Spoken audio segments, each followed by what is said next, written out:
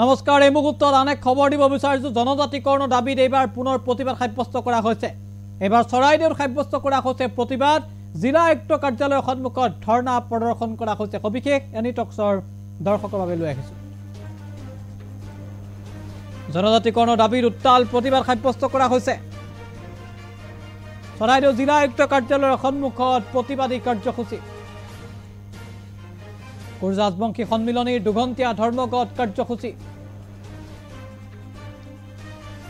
দেখুৱাইছো আমি এই মুহূৰ্তত জনজাতিকৰণৰ দাবীৰে প্ৰতিবাদী কাৰ্যসূচী ৰূপায়ণ কৰা হৈছে কোচ ৰাজবংশী সন্মিলনী সাব্যস্ত কৰিছে প্ৰতিবাদ জনজাতিকৰণ লাগিবই আমাক এছটি লাগিবই এনে ধৰণৰ স্লোগান দি তেওঁলোকে সাব্যস্ত কৰিছে প্ৰতিবাদ বিজেপি হুঁচিয়াৰ এই স্লোগান দিয়া পৰিলক্ষিত হৈছে চৰাইদেউ জিলা আয়ুক্তৰ যি কাৰ্যালয় আছে সেই কাৰ্যালয়ৰ সন্মুখতে এইদৰে প্ৰতিবাদী কাৰ্যসূচী ৰূপায়ণ কৰিছে সংগঠনটোৱে মন্তব্য আছে আগবঢ়াইছো আজি আমি 5টা দাবীৰ সমৰ্থনত আজি চৰাইদেউ জিলা আয়ুক্তৰ কাৰ্যালয়ৰ সন্মুখত দুঘণ্টীয়া অন্বেষণ দুঘণ্টীয়া আমি ধৰ্মঘটৰ কাৰ্যসূচী লৈছোঁ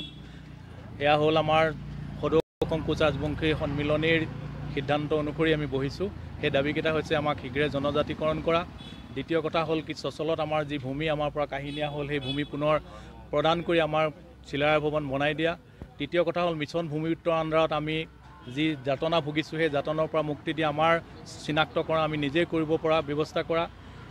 চতুৰ্থ কথা হ'ল ৰূপসী বিমানবন্দৰ যিটো আছিল সেই বিমানবন্দৰৰ নামাকৰণ আগৰ দৰে বাহাল ৰখা আৰু পঞ্চম কথাটো হ'ল কি BTR বা অন্যান্য ধৰণৰ 6 শিডিউল এৰিয়াত আমাৰ যিসকল ভূমিপুত্ৰ আছে কোচ ৰাজবংশী জনগোষ্ঠীৰ তেওঁলোকে যি ভূমিৰ অধিকাৰ হেৰুৱাই যি নিৰ্যাতনৰ সন্মুখীন হৈছে বিভিন্ন ধৰণৰ অধিকাৰৰ পৰা বঞ্চিত হৈ তৃতীয় শ্ৰেণীৰ নাগৰিকৰ দৰে জীৱন নিৰ্বাহ কৰিবলগীয়া হৈছে সেই যাতনা ভুক্তভোগীহে জানে গতিকে সেই ভুক্তভোগীসকলক অতি শীঘ্ৰেই তেওঁলোকৰ মৰ্যাদা ঘূৰাই দি তাত মৰ্যাদা সহকাৰে জীয়াই থকাৰ অধিকাৰ দিবৰ বাবে আমি আজি এই অনশনথলীৰ পৰাই তেওঁলোকক আমি সকীয়াই দিছোঁ আৰু ইয়াৰ যদি ব্যতিৰেকে আমি কিন্তু কোচ এই জনগোষ্ঠীটোৱে নিজৰ